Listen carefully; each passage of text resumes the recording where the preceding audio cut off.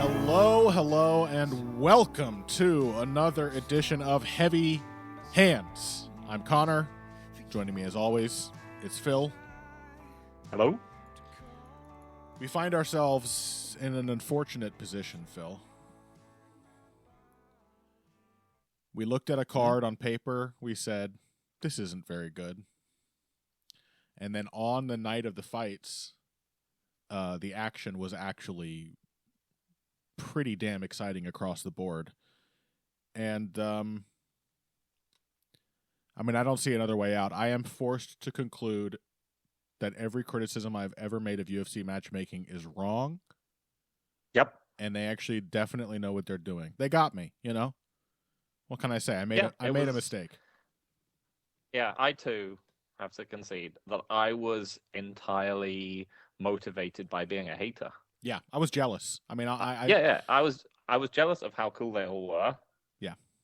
I wanted to be cool like them, and this was the only way that I thought I could do it. Yeah. Was by bringing them down to my level and trying to convince the world that the actually amazing product that they produce was tedious dog shit. And now, I just, like you, I have to come clean. Yep. I was jealous. It was all motivated by me being a giant insecure pussy. But the UFC product is consistently sensational. And and I hope that I can learn from this and grow. Yeah. At this point, I only hope that I don't expect it right away. I just hope I can, in time, earn forgiveness, you know?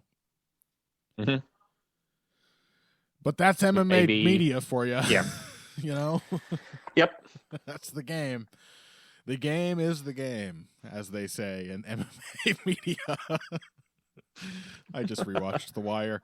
Welcome to Heavy Hands. Yes, last week's card was just a barrel of laughs, a lot of fun, a lot of really great, exciting fights. Couple prospects showing up big, in varying ways.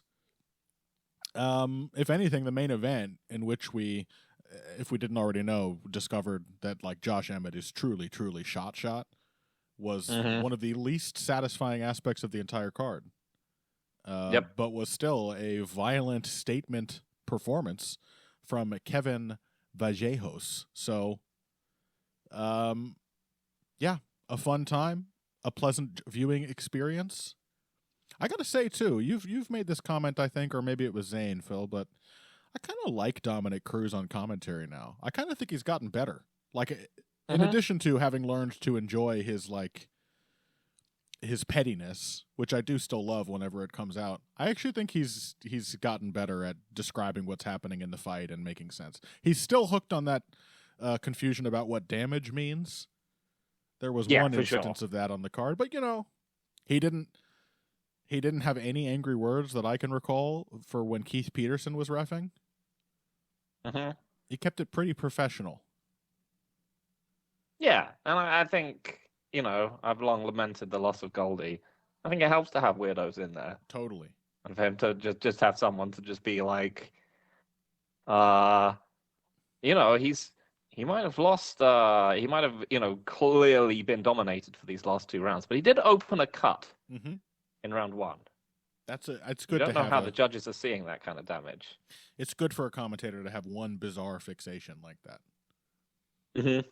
Keeps things fresh. Maybe not like four, like Joe Rogan, like the tie cups, steel cups, and what are the other ones? Glove design.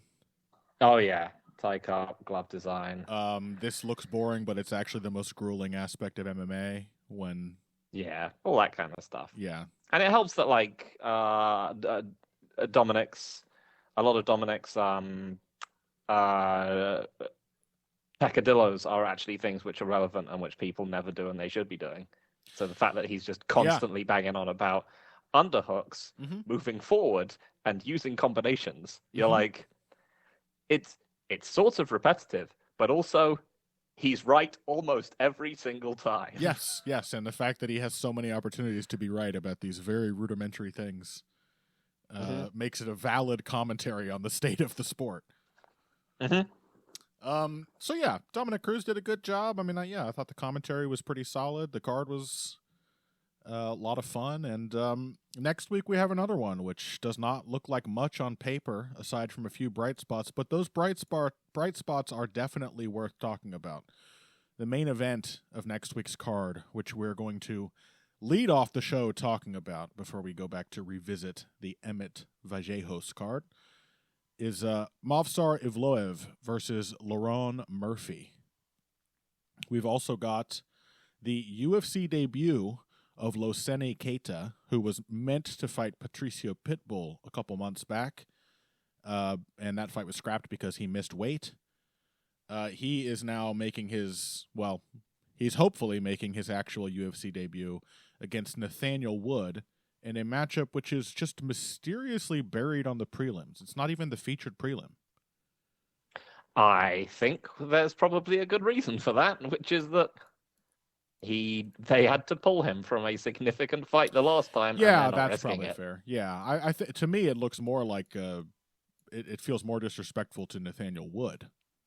Oh yeah, for sure. Like Nathaniel Wood in London.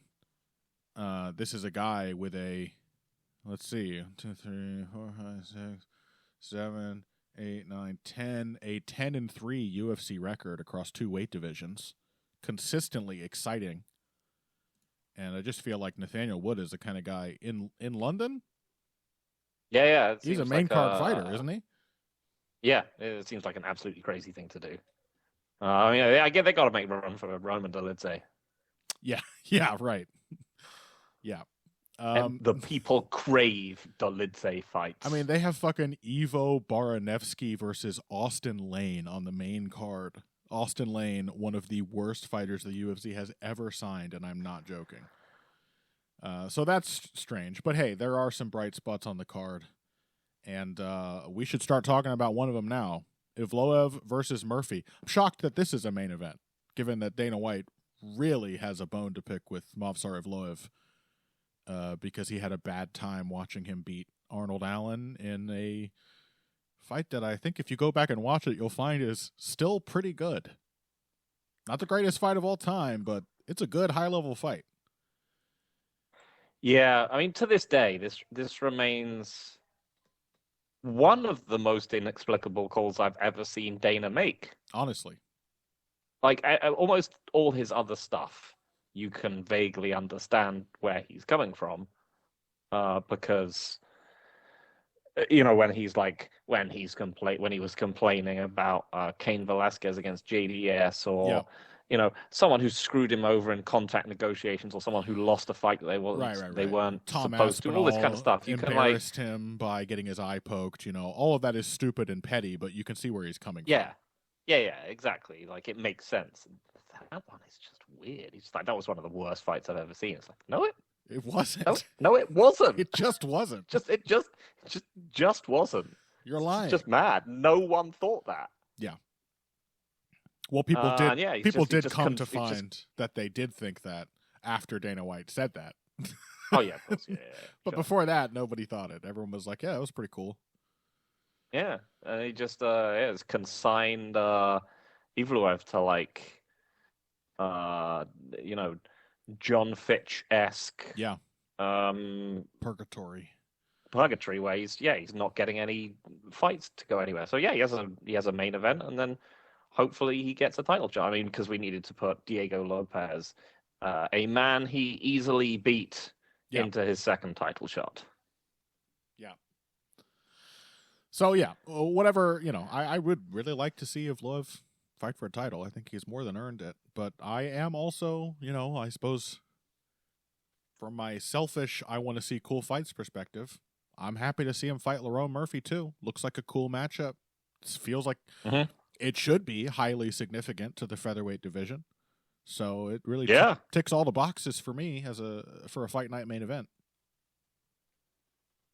Yeah, I mean, this is exactly the kind of thing that makes the featherweight division so incredible when it's clicking. Yep. Like getting to see two people, and just in general, you don't get to see this kind of thing happening of two fighters at basically the peak of their ability and the peak of their momentum, like meeting with not everything on the line, but basically, you know, to determine who gets to be the next gen fighter to get a shot against the champion. Yep. You know, it's always amazing to see these kind of fights, no matter what happens, because both of these guys at this point in their careers are going to be utterly convinced that they can't lose. Yep. It's so rare that you get to watch something like that, and it should be a truly awesome main event. I mean, regardless of what happens, frankly, even if Dana White is left crying and puking with the incredible tedium of Movsar Evloev daring to wrestle Lerone Murphy, it will still be like a fascinating fight. You can't, one of those ones where it's meaningful enough that you can't really go wrong, he says, fully realizing that he's cursing it. Yep, of course. But hey, you know, when we talk about matches being good on paper, this is what we're talking about. This ticks all the boxes. As far as both guys coming into a fight like this being completely confident they won't lose, however, one of them will be wrong. What are your feelings about which man that will be? I mean, okay, so essentially one of these guys has a extremely effective, well-built game with a touch of roboticism, and the other one is a more natural, fluid fighter who kind of lets things happen as they will. Yes.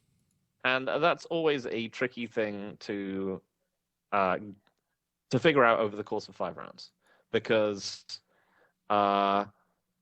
you can feel like the somewhat robotic guy is perhaps going to get figured out, but also that flawed games might just not stand up for that long at this kind of level. And obviously the more robotic guy is Movsar Evloev, and the more fluid and natural fighter who nonetheless sort of wings it a bit is Lerone Murphy. And I mean, in general, it should be a great matchup of how these two control space and dictate the initial exchanges. This is going to be a fantastic matchup of two guys with genuinely nasty jabs. Definitely. Two guys who do serious damage with their jabs, not just, use it to set things up, but also still use it in different ways. Like Murphy has really come to grasp the idea of the jab as a distance management reset tool. To your point, he is still cracking people with it. He throws a powerful shotgun jab, but he uses it to create escape routes and to force the opponent to overextend. And Evloev mostly uses jab as a really threatening way to crash through distance. It is a distance covering tool for him, and he will stay on top of you, applying pressure, and he really drops his ass into his jab. He throws a Jack Dempsey jab, basically. Or sort of like GSP's jab, like maybe a little less lunging, but really lands heavy on that front foot and tries to fully extend through the target. I do feel like his game is it's a blend basically of GSP and Rory. Yeah, that's interesting. He's got that sort of, the higher, more straight back stance of Rory, the slightly more classic punches into kicks game. But he's also got the level change and the power behind the jab. And somewhat more of the diversity of Rory as well. But he also has that sort of slightly Rory level of a rope feel to him. Yes. So I do still feel like Lerone Murphy's like slightly lackadaisical nature, strategically lackadaisical nature will come back to bite him one of these days. Yeah. And this does sort of feel like the time when I think it's going to do that. Not that I didn't, like, incredibly, in retrospect, really stupidly say that was going to happen to him against Aaron Pico. Mm-hmm. But, that was still one of those ones where there are very, very clear flaws in Aaron Pico's game that made that a bad pick. Yeah, I mean, that was essentially like Lerone Murphy winning after having agreed to a bad fight with Aaron Pico in a lot of ways, right? Mm-hmm. I'm going to let this guy run me into the corner. I'm going to let him trap me there, and I'm going to kill him when he tries to take advantage, was sort of what happened. Mm-hmm. And, very little in that fight led me to think that he might be prepared for someone who is, I mean, apart from anything else, extremely durable, both physically and mentally. Mm-hmm. I do think there is definitely something to be said for the fact that durable is the word and not adaptable. Yes. Because Evloev has not been the world's most consistent 3-round fighter in terms of like winning every round. But I think it's just that he sort of runs out of things to do. Yes. He's incredibly persistent, but he's not creative. Not outside of his the palette that he comes into the fight with anyway. So with that sort of tendency to have a relatively monotone pace, there's been fighters like Allen and Lopez have been able to kind of put scares into him. Mm-hmm. Because they get mad or desperate enough to just kind of burst through what he's doing. Mm-hmm.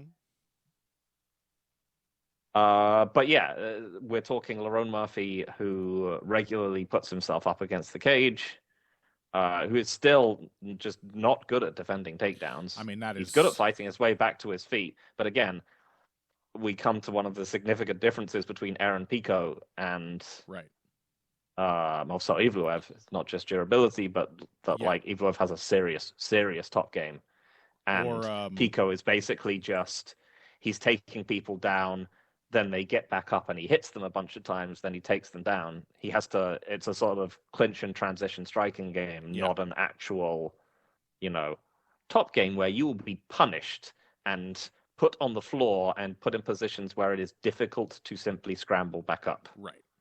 And in fact, your efforts to scramble back up may end you up in a worse ground position. Mm-hmm. You give up your back, or you allow a pass, or you get into a headlock or whatever, where the opponent wants to keep you there as well.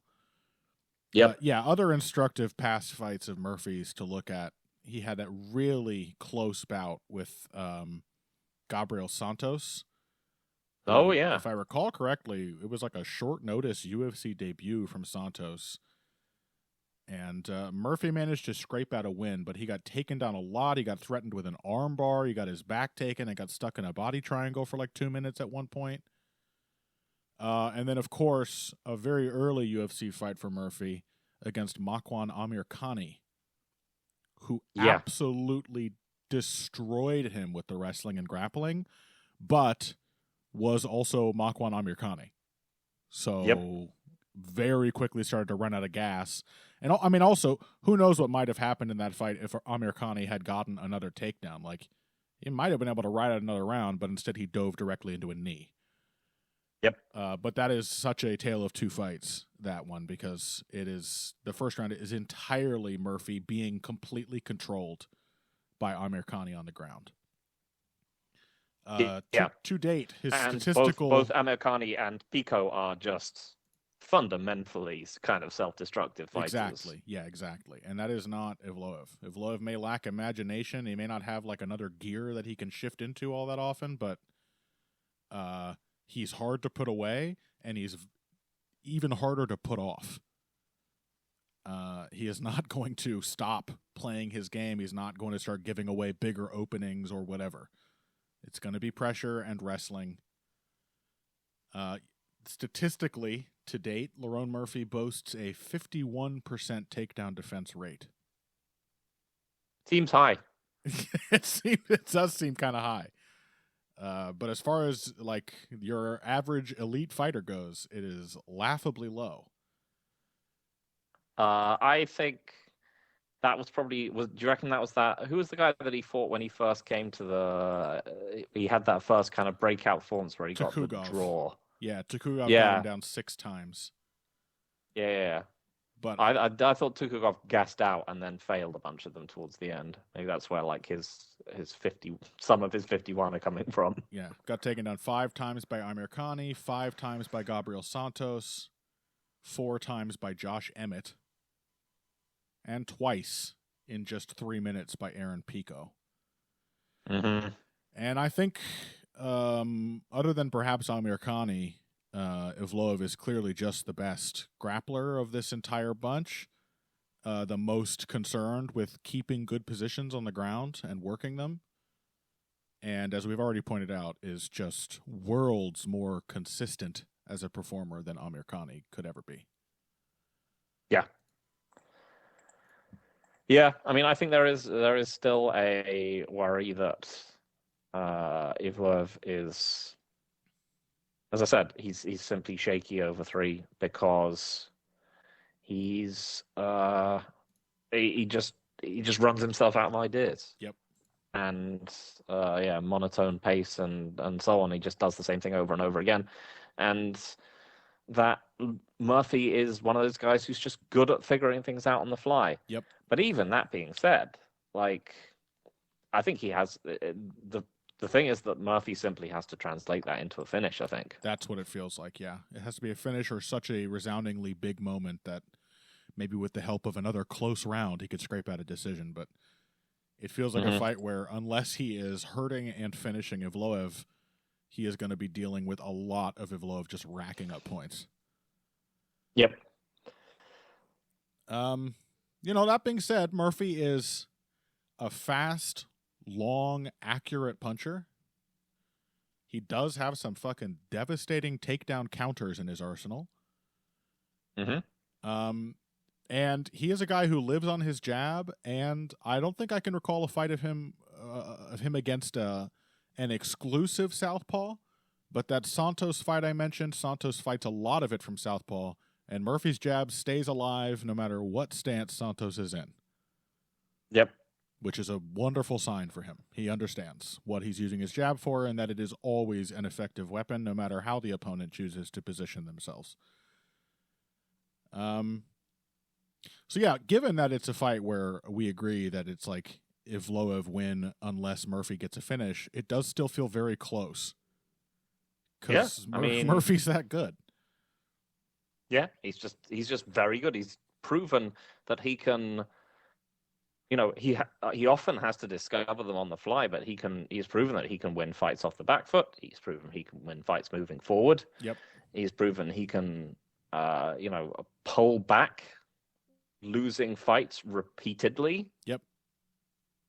Many people have taken early rounds off Lerone Murphy, and no one has beaten him. Almost most of the people he's fought have taken the first round off of him. And he is undefeated in the UFC. Yeah. So, the basic dynamic of someone who often kind of feels like he gets figured out a bit versus someone who figures people out does sort of favor Murphy, but it's just the fact that you find yourself thinking he's going to be in too much of a hole. Yeah, I will also point out that the 2 guys Murphy has finished are by far the 2 most finishable guys on his resume. Mm-hmm. Aaron Pico's been knocked out plenty of times. Makwan Amirkhani dies instantly the moment round 1 ends. Yeah. It's just, he just goes back to the corner and sticks the sword in his belly. So otherwise, he's a decision machine. Yep. He's not actually finding that fight-changing shot late against a lot of these people. And Evloev, I believe, has never been knocked out. No, I don't believe. I mean, he's never lost a fight. Yeah. So, and clearly has a hell of. I think he got buzzed. He got he's been buzzed by Lopez and Allen. Mm-hmm. But yeah, you look at him and you're just like, oh, this is a very durable fighter. He's clearly got a great chin, and of course he is always in tremendous shape, so he recovers immediately when he does get hurt. Yep. So I am forced to pick Movsar Evloev. I just think too consistent, too much fucking wrestling. And pressure. Yeah. And I think Murphy is susceptible to all of these things, and all of them in combination in a way that it can keep working round after round. Feels like Murphy's going to have to do something magical late in the fight or right away to get the win. Yeah. And he's just lucky for Dana that he's not going to have to be there to watch this. Yeah. Because he'd just be, obviously, Yeah. in the front row, shrieking boos, his voice cracking at the top of his lungs whenever Movsar Evloev hit a takedown. Yeah. So mad. Why do none of you understand? He gets so mad. The worst thing I've ever seen. Gets so mad he starts finding other people's wives to slap. Yeah. You know, just storming through the crowd. Are you married?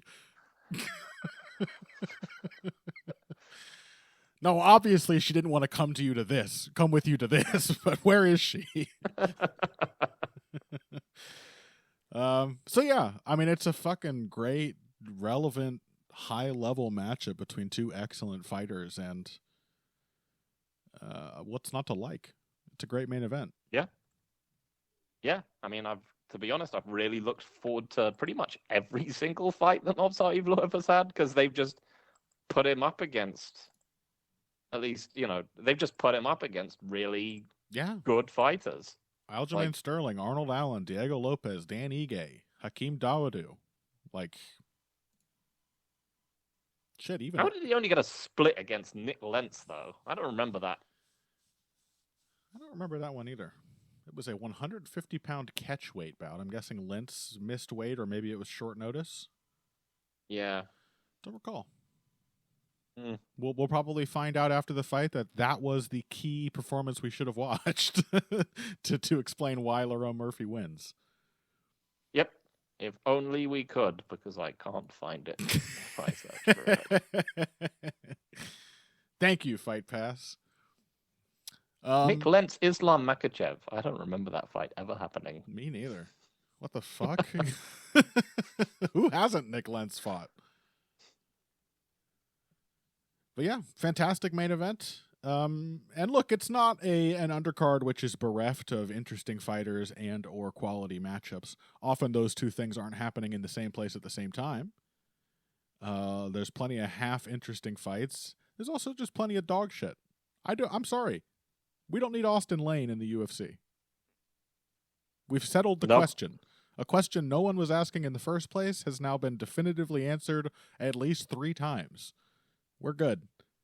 They could drop that shit. But hey, Evloev Murphy's good. Nathaniel Wood, Lerone Keita on the undercard is good. There's some other cool shit as well. I'm looking forward to seeing Luke Riley versus Michael Aswell in the co-main event, for example. That I don't know what it means, but that certainly sounds like a fun matchup. So, yep. Could be worse. Let's take a break.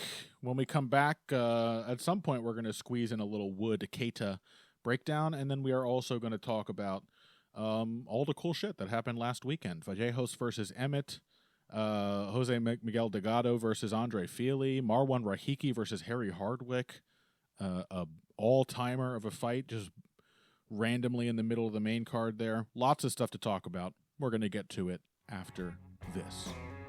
Hey, thanks for listening to this week's Heavy Hands. If you like what you hear, you might consider supporting us on our frankly underpriced Patreon.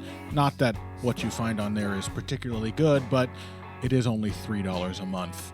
Go to patreon.com/heavyhands to find fight commentaries, bonus episodes, and more as often as we can be bothered to post them. Patreon.com/heavyhands. We hope you enjoy. Now, back to the show. Hello and welcome back to Heavy Hands. We didn't discuss this, Phil. I suppose we're talking about Nathaniel Wood, Lerone Keita real quick first, and then we'll get into all of last week's stuff. Yep. Well, I have a feeling you and I have slightly different leanings on this one. Yep. Describe Lerone Keita to me. He is big, hyper athletic, and fairly raw, but with very good instincts. And one of these guys that is athletic in the way that means that they can seemingly just keep going. Mm-hmm. But yeah, like a very exciting fighter to watch. You know, one of these guys who has a good feel for how the fight is going that is nonetheless like not reflected in any of his in too much of his actual skill set. Mm-hmm. He does many MMA things. He has lots of footwork rather than good footwork. He retreats out of the pocket with his hands down, his chin in the air. He's gotten better. He's gotten better as a wrestler. Mm-hmm. He's not particularly like directionally focused, but yeah, he's just a overwhelming torrent of athleticism. Yeah, he prefers to pressure, I think, and so you get to see a lot of examples of him not really knowing how to cut off the cage. Mm-hmm. Mostly just sort of inexorably marching towards you, trying to line up the right hand. Yeah, I've seen in some of his more recent fights, I've seen flashes of like some tight combinations in the pocket. Yeah, mostly as like a hair trigger kind of response to being attacked. But when he's kind of having his way and the opponent is respecting his space and he's at long range, it's mostly singular right hands is what he wants to do. Right hand to the body, right hand upstairs. You'll see a couple big, powerful kicks thrown in there. But, yeah, I mean, I think we have the same read on him. The difference is in how we think that matches up with Nathaniel Wood. Because I look at Lerone Keita and I'm like, yeah, obviously, super dangerous opponent for Nathaniel Wood, super dangerous opponent for anybody who doesn't have the ability to just like absolutely freeze him on the ground or something. But I see a guy who stands very tall with his chin in the air, tends to be pushed back in straight lines or whip his head straight back when something comes at him, and is just always walking forward, trying to get into range to land his right hand without much in the way of sophisticated setup to make that right hand to make it happen. It's just the very crude kind of positional pressure which gets him to that shot. There's not a lot of detailed work to walk the opponent into it or bring their guard to a certain position outside of, am I going to throw it to the body or am I going to throw it to the head? And I find it hard to look at that as a style matchup and not think, can Nathaniel Wood just like run him into a million jabs? Can't he? I mean, if Nathaniel Wood ever gets in the driver's seat, can't he get him to like duck into a head kick? I've seen that happen more than once in Keita fights. Yeah. He takes it like a motherfucker, so he's clearly very tough. But I just feel like this is a matchup where the experience and technical edge feels like the most relevant detail. Yeah, I think the issue for me is that this is basically a fight between weight class tweeners. The reason that we didn't get to see Lerone Keita earlier in his in the UFC was because he couldn't make weight to fight Pitbull, and he's basically been bouncing back and forth between featherweight and lightweight throughout his career. Meanwhile, like Nathaniel Wood, he wasn't necessarily someone that you looked at bantamweight and thought, yeah, man, is this guy too big for the weight class or what? Right. I mean, as it turned out, he probably was very slightly too big for the weight class. He's one of these guys where he's probably just a bit too, he's probably just naturally quite dense. No offense, Nathaniel, but you know what I mean. He's just, he probably can't actually make the weight comfortably anymore. but he's someone who sits uncomfortably between the weight classes because he's too big to be a bantamweight anymore, but he's just not big and potent enough at featherweight. Might have heavy bones and ligaments and shit, or he might be a guy who like naturally carries very little body fat. There's not a lot of water to cut, or I mean, clearly he's performed well at 145, so it's not been a barrier to his style working, and he's gotten good opponents. Daniel Pineda is a pretty simple IQ test, but a dangerous guy even now. But Morgan Charrier and Jose Delgado are both very credible, athletic, dangerous opponents. And they weren't easy fights. The Charrier one a little more so. Delgado was a very difficult fight, but he still managed to come out with a win there. The technical, well-rounded, crafty positional game that Wood likes to play has continued to carry him at 145, except for that one bout with Muhammad Naimov where he was just completely overpowered by the grappling. Maybe. And that's sort of broadly what I'm getting at, is that Nathaniel Wood has just been, like, the people that he's lost to have been either, like, have been people who have athletically outclassed him in some kind of way. Like, he's not necessarily a... John Dodson is obviously, even though he was, pretty washed when he fought Wood, he's pretty quick. Naimov just kind of physically overpowered him. And he's never and most of the rest of the time, he's just sort of fighting upper level, decent, sort of good, okay to good-ish athletes. Like, who's the best athlete that he's beaten? Probably Morgan Charrier? Yeah, he's up there. But, like, Morgan Charrier does not look like Lerone Keita.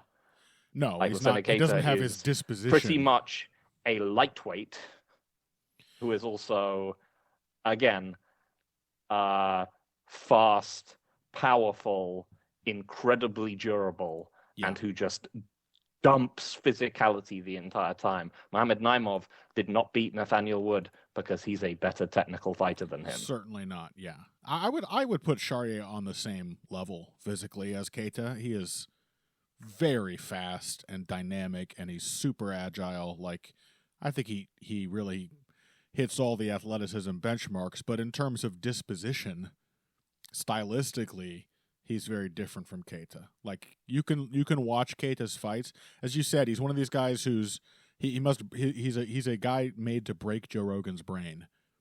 Because Joe Rogan would look at him and be like, he's muscular and black, but somehow he looked exactly the same in round 2 as he did in round 1. I don't understand.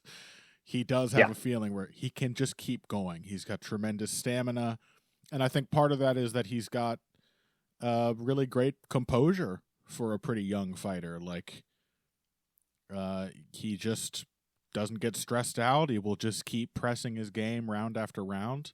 That's not Morgan Charrier.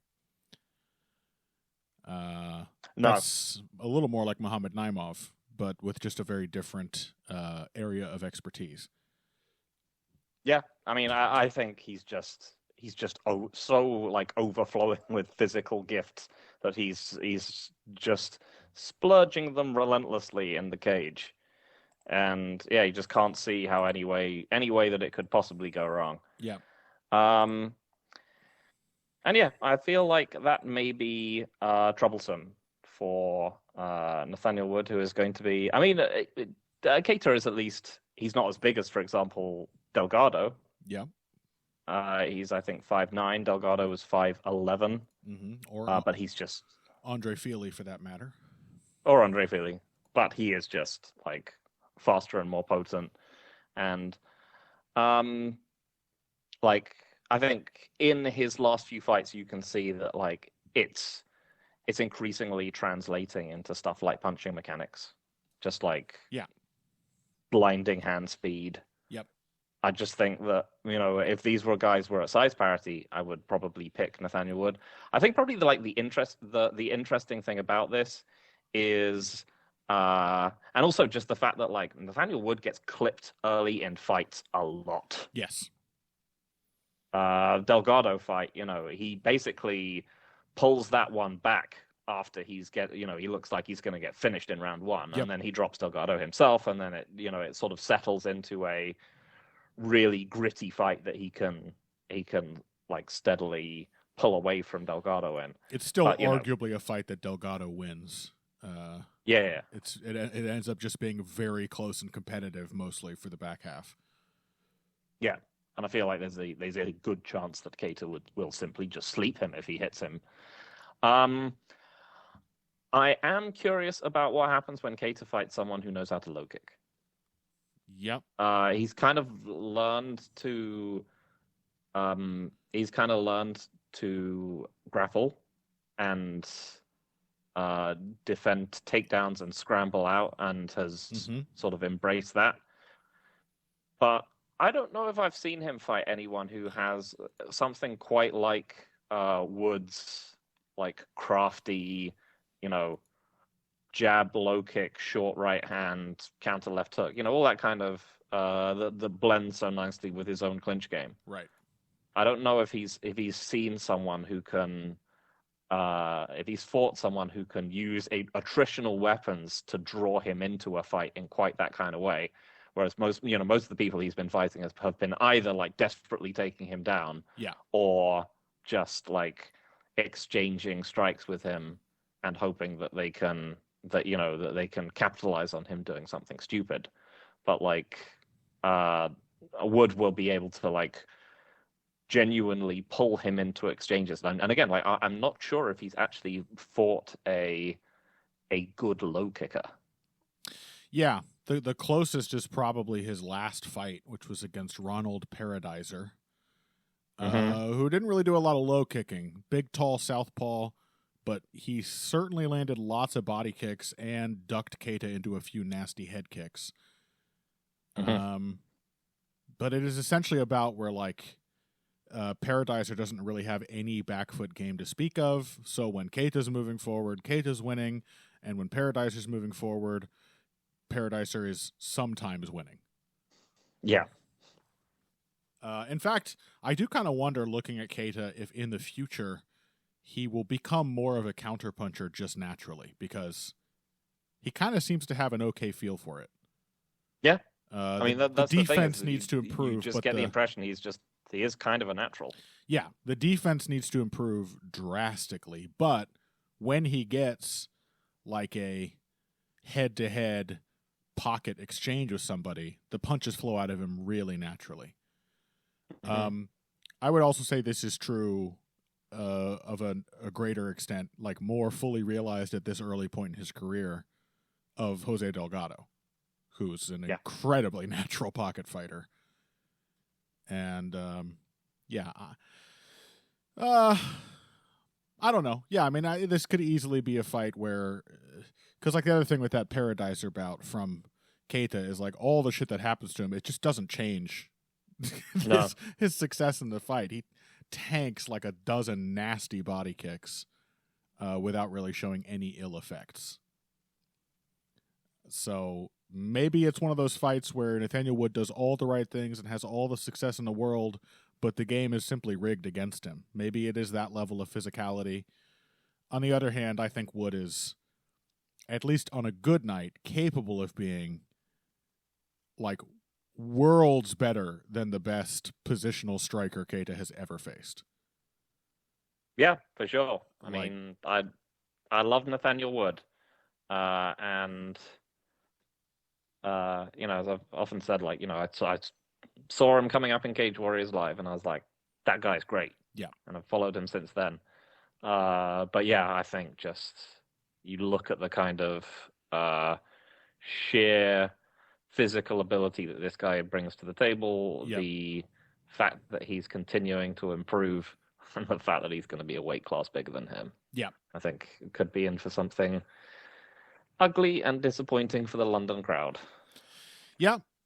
Looks like a cool matchup, one way or the other. Yeah. I mean, the ultimate heartbreak is that it seems likely to be a matchup where if Keita does win, it will be on the back of like 7 minutes of wood piecing him up.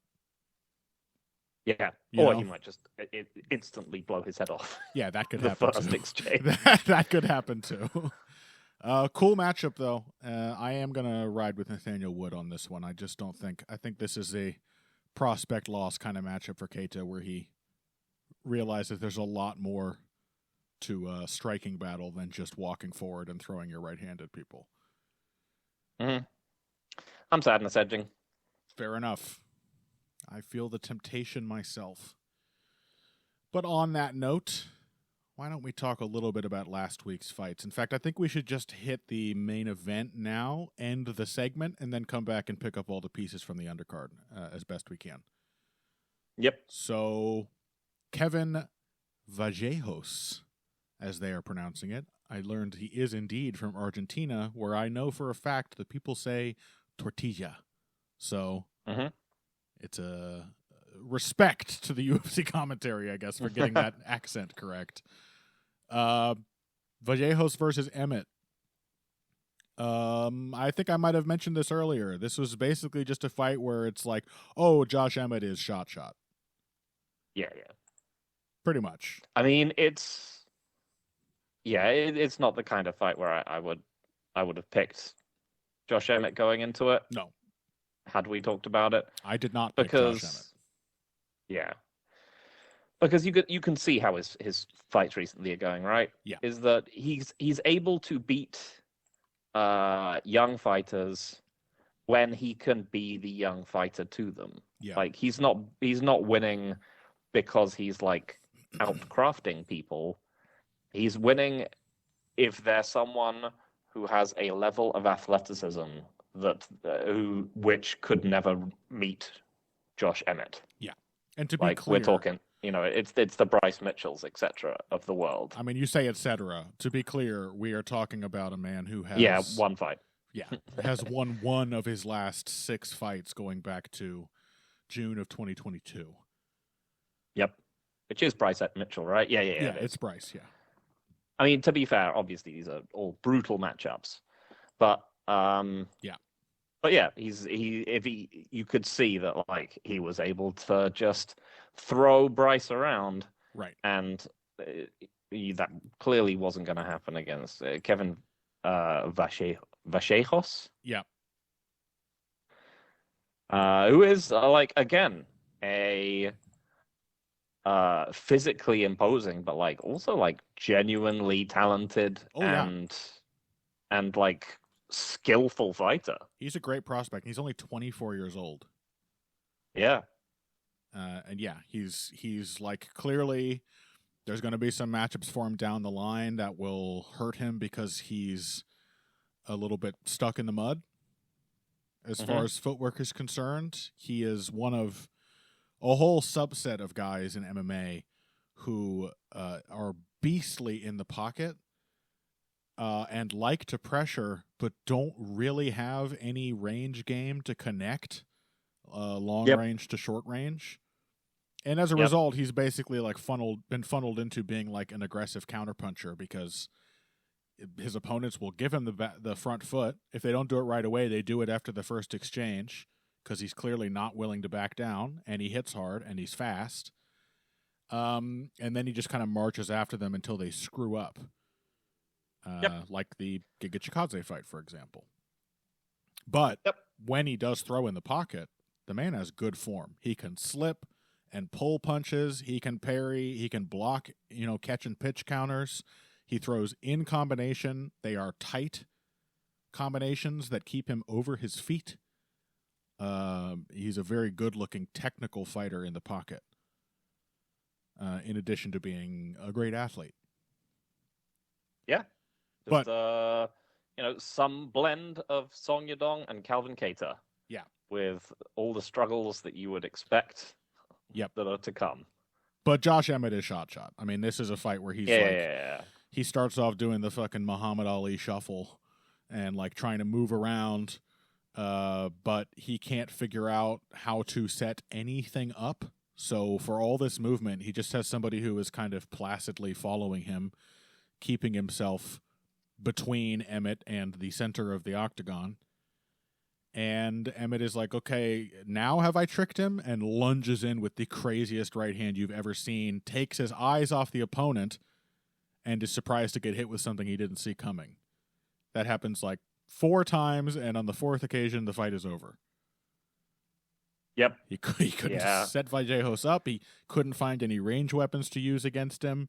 It did make me want to go back. Because he doesn't have any range weapons, as we know. How you say that, but it made me want to go back and rewatch that fight with Shane Burgos. Like, what's the difference? Yeah. Was Emmett...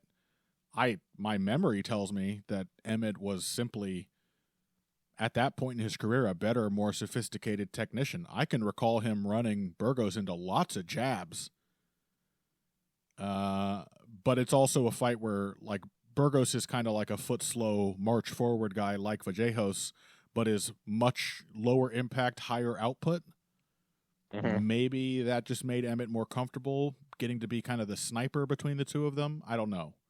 But I think he's gotten worse, really. Like, as you would expect. He's 39 years old or whatever it is. Like, yeah, he's crazy old. And as we mentioned, I think, did I actually name check him?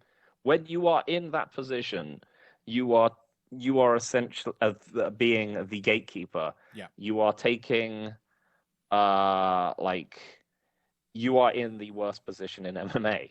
Yep. Essentially, you are taking the biggest punches from the biggest hitters. You are losing more fights than you win. Yep. You're probably every now and again you're like knocking someone out to get your spot back, but then you're going back to like being too tough to get KO'd by the incredibly brutal like fighters who are going to go on to contest, or as it turns out, sometimes win a title. Like I remember seeing someone on Twitter being like, think about it. Ilia Topuria couldn't knock out Josh Emmett, and now we've seen Kevin Vallejos do it in 1 round. He must be better than Ilia Topuria. Yeah. Do you think those two things might be related? Yeah. It's always like one of those things where someone will have an absolute like brutal shit kicking over 3 to 5 rounds where they just get utterly destroyed. And then next time out, they get KO'd, and it's like, wow, that guy last time couldn't even knock him out. Yeah. Perhaps spending 5 rounds getting dropped like a half dozen times, mind you, by one of the pound-for-pound hardest punchers in the sport did something to him. It's possible. Yeah, how many years ago it was as well. Yeah. That was 2023. Yeah. Which is a long time in the career of a Josh Emmett, who will take any fight and get put in with people who are going to often and increasingly now horrifically smoke him.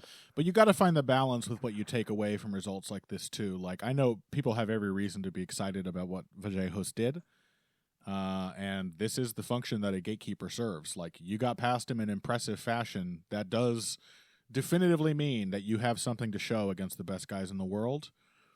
I will point out, however, that of the murderer's row Josh Emmett has faced, like, it's now easy to think of Vallejos and Zalal as names which are like commensurate with Lerone Murphy, Ilia Topuria, and Yair Rodriguez, who were the previous 3 guys to beat him. But we think that because they crushed Josh Emmett worse than all of those other established guys did, that does align with the idea that Josh Emmett is rapidly declining. His whole career, even these fights he lost, has he ever been finished? The Jeremy Stevens. I forgot about Jeremy Stevens. Thing where he literally like exploded his skull. Yeah. And Josh Emmett was still not finished. He wasn't unconscious, right? So then we get a little preview. He gets fucking shit kicked by Rodriguez before ultimately getting submitted. Easily could have been a fight where he got finished with strikes. Likewise, Topuria, he got dropped at least 3 times by my recollection.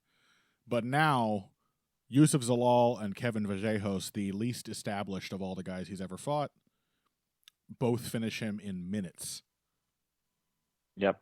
So clearly, Vallejos is good, very great performance. He did what he was supposed to do, but the end of the road is coming up for Josh Emmett. He's 41. Fuck me.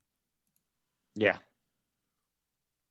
So yeah, he's again, remarkable that he frankly lasted as long as he did with as much of a young man's game that he has. But yeah, as you said, it's I think it's now a game where he's got to that point where he's going for the big swings even more than he used to. Oh yeah, because he feels like he has to win fights. He has to win fights with like one punch. So you see him; he's immediately doing his weird crab walking, wading shift thing. Yep. As his only possible way into the fight, and it's just getting. And they're so poorly set up and so desperately thrown that half the times he's throwing those, Vallejos doesn't even have to make a defensive move. Yeah. He's just like, this is overthrown. If I don't go anywhere, it will miss. And meanwhile, he's already launching a 3-punch counterattack. Yep. So, like I said, excellent performance from Vallejos. He is an excellent addition to the ranked featherweights of the world. But the other half of the matchup is that Josh Emmett is fully cooked. Yep. Okay, let's take another break. When we come back, I think we could basically talk about almost the entirety of this main card. I've heard even matchups that I didn't give a single shit about on the prelims were better than I could have possibly expected. I heard Eric Anders versus Brad Tavares was good. I missed that one. I missed it because how was that going to be good? There's no way. But I guess I was wrong about that too. I was jealous. I'll admit it again. I was jealous of Eric Anders. Okay, let's take a break. When we come back, we're going to talk about the rest of this card after this. Supporting us on Patreon is great, but there are other, even easier ways to support the show. In fact, you can follow this simple 2-step plan. Step 1, make a friend. Any friend at all. Step 2, tell them about Heavy Hands. In lieu of that, you could leave a positive rating or review for us on Apple Podcasts, Spotify, or wherever you get your podcasts. Back to the show. All right, welcome back to Heavy Hands. We may as well start here at the co-main event and just go reverse chronological order here. A women's strawweight bout between Jillian Robertson and Amanda Lemos was a big landmark win for Jillian Robertson in a fight which nonetheless made it look like a more functional version of this opponent would have crushed her. I like Jillian Robertson a lot. I mean, she's really worked hard to get less dog shit at striking, and it has clearly been a difficult road for her. Because she's just not a natural striker. She's not comfortable committing to her shots. She seems to have it in her head. And for obvious reasons, she seems to have it in her head that anything she does on the feet is simply, in one way or another, a setup for what she's trying to do with the wrestling and grappling. A setup for a takedown, or at least something which allows her to close the range. But this is basically, as long as this fight was taking place on the feet, it's basically Lemos just running Robertson into jabs over and over, and occasionally landing a nasty right hand. But ultimately, this was the rarest thing of all, a completely accurate Zane Simon call. Ugh. I know. Zane took one look at this matchup. He said, Amanda Lemos should be able to win, but she loves to initiate wrestling with people, and she will do that against Jillian Robertson, and that is the worst thing she could do. And he was right. The first grappling sequence in the fight is initiated by Amanda Lemos. Yep. And then, of course, she also tends to fade out of fights late, and so once Robertson got her into any kind of grappling exchange at all, Lemos just could not avoid them. That's pretty much what happened. Yeah.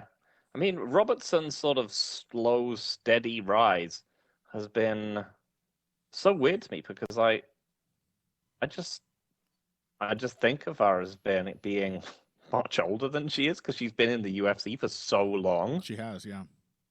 Damn, you are right. Her first UFC fight was her 6th pro fight. Yeah. Against Emily Whitmire in 2017. Holy shit.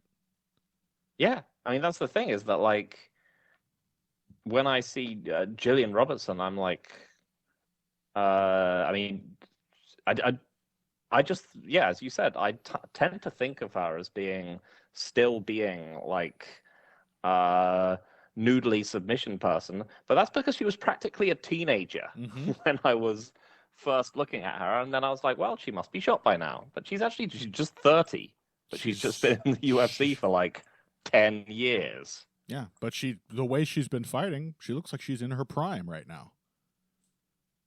Yeah. But like I said, like, it was some aspects of Lemos's personality and the style matchup, half of that being both halves, in fact, being in one way a very dysfunctional style. That is what both allowed Robertson to win, but also made it clear that, like, if Robertson ever fights somebody who is as athletic as Amanda Lemos, but also has zero interest in grappling her, she will lose. Yeah. This is the unfortunate, like, truth of this division is that you either have people with who have athleticism and extremely unstructured games, or you have people with structured games and zero athleticism. Yeah. So fighters like Verna Jandiroba and Gillian Robertson have, like, diligently worked incredibly hard to make their striking far more functional, to, like, work level changes into their game better, to have everything sort of plug and fit together, and they'll just lose to Mackenzie Dern because she's just gonna out horsepower them, and none of it will mean anything, and they won't be able to get anything really done in the grappling. I just realized, Phil, are we like the MMA version of incels? We're sort of like all the. What do you mean the MMA version? Like, aren't all? That's a good point. A different version of incels, where it's like, yeah, this guy, man, he works hard. He's all of our favorite fighters are the MMA equivalent of nice guys. Yeah. Like, look at all these things you can credit him, like hardworking, diligent, technical improvement, strategic thinking. But the girls always go for these fucking super athletes, don't they? Yeah, they're just going for the chuds. I mean, no, but to be fair, like, I would also be, we're also big fans of Weili Zhang, who also has a much more coherent game than Mackenzie Dern. Like, incoherence is the crime, not being. That's true. Not being. We like Weili Zhang. We like Jose Aldo. These are very coherent, disciplined fighters that are also super freak athletes. Yeah. Everyone likes to root for an underdog. Yeah. And we like to root for smart people in general. On that note, featherweight scrap between the aforementioned Jose Delgado and perennial featherweight gatekeeper Andre Fili. This was a prove-it matchup for Delgado, who had his first big step up in the fight we discussed earlier against Nathaniel Wood, and really did very well, given what a step up in level and experience that was. And he's just someone I really like watching, Delgado. Like, I could just tell, like, the first time I paid attention to him in the UFC, I was like, okay, barring some horrible, unfortunate mishap, this guy is going to be one of my favorite guys to watch for many years to come. He is a savage pocket fighter, really fluid combinations. He just flows and in creative ways. Like, this man will throw an unexpected but very well timed spinning back fist out of a punching combination. Like, but at the same time, he doesn't force the wacky shit. He's perfectly happy to win a fight with a 1-2-3. Hits the body, knows how to set shit up with his jab, and is super duper tough. So I was like, yeah, this guy's a natural. I love him. He lost that fight to Nathaniel Wood very narrowly, and then he came in here against Andre Fili trying to tackle the problem that led to him losing that fight, which was going extremely hard in the beginning and kind of fading out as the fight wore on. Which is a moment that happens for a lot of prospects. It's the first fight that lets you know that you can't knock everyone out, right? Yep. And so then he went in there, and I think this is a difficult fucking bounce back from Nathaniel Wood. Andre Fili has for a long time been a super credible fighter. That's why he has been a functional gatekeeper for like a decade. And in addition to that, he's tall and rangy. And that is like, so it's not like you fought Nathaniel Wood, you almost won, let's run it back. It's, you fought Nathaniel Wood, you almost won, now here's a new challenge you've never experienced before. Yes, now fight someone who is nothing like Nathaniel Wood other than that he has quite a complete game. Yeah, he's got a jab and he can counterpunch. And he can hit you with takedowns that surprise you because you thought you were kickboxing. In these respects, it's testing some of the stuff. And, he can keep fighting consistently for 3 rounds. Like, in these respects, it's a test similar to the Wood one. But the fact that Andre Fili is a tall, rangy fighter, that's like always a big hurdle for a tall prospect to fight their first guy who they don't have any kind of reach advantage against. And clearly, it was troubling him. He had a lot of difficulty. He seemed to kind of be figuring it out, but it was pretty reckless. Like, he didn't quite have his range, so he resolved to just, like, throw something away and shift through open space to get to Fili, and ended up running into Fili's kind of signature punch, which is like his counter right uppercut.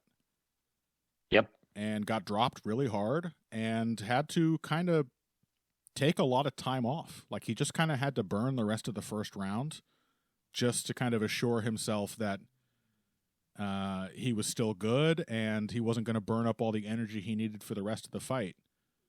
But he adjusted really well and showed incredible determination. And, like, I consider this, it was lumpy. It was a close fight, but I consider that a really big win for Delgado as a still developing fighter. He had to overcome some unprecedented adversity to get this win.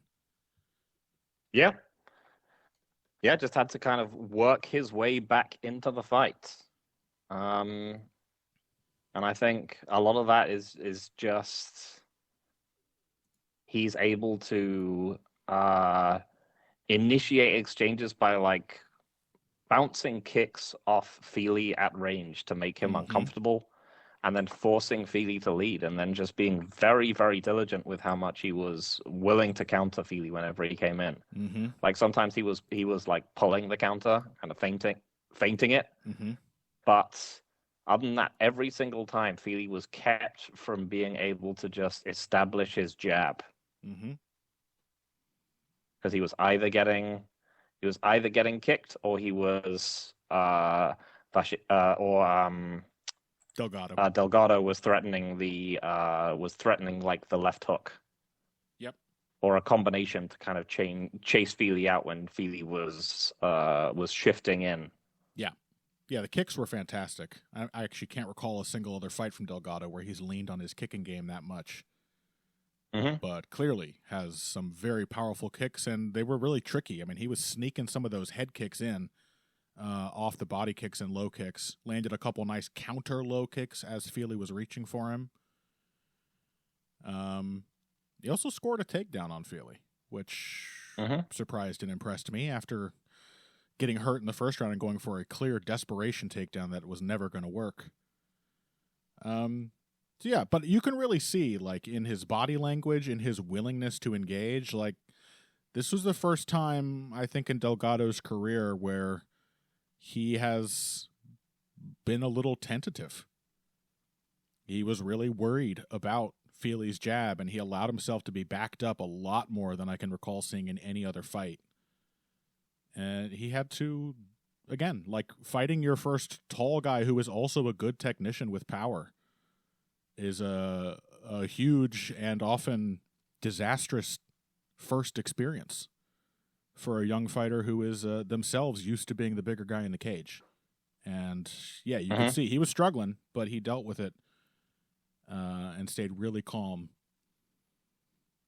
So, yeah, this really was a very close fight. Totally, I have to yeah, say, yeah. like in retrospect, like much closer than I remember it. Like even closer than I remember it being, because I remember like, Delgado kind of taken over a bit in the third round. It didn't really happen nearly as much as I thought it did. There's like a minute in both rounds 2 and 3 where he gets one good shot and really goes on the attack. And then otherwise, he's doing good. He's coming up with some good answers, but Fili keeps touching him with the jab, keeps scoring his own kicks. And every single round, did you not watch this fight and wonder, why doesn't Andre Fili just shoot on him halfway through the round? Yeah, right. Because every shot right at the end. Every shot, as they tend to be for Andre Fili, by the way, he has an excellent double leg. Mm-hmm. Every shot he hits on Vallejos, or I did the same thing as you, on Delgado, is a straight-up, clean, no ability to resist kind of double leg, where he then just spends the remaining 10 seconds of the round on top. Yeah. He probably should have done that earlier, right? Just see if you can't bank around on top position. Yeah. In retrospect, though, I maybe think Andre Fili kind of won this fight. Oh, yeah. I think there's at least as good a case for him winning it as there was. He wins, like, the first 3 minutes of round 3, like, which is the swing round, like, quite easily. Yep. And then, and then, stop doing this, Delgado. It's, has, like, his moment. But then, like, Fili just wins the last minute as well. Like, I think So, I mean, this is probably the issue for Delgado, is that he's going to 100% be a...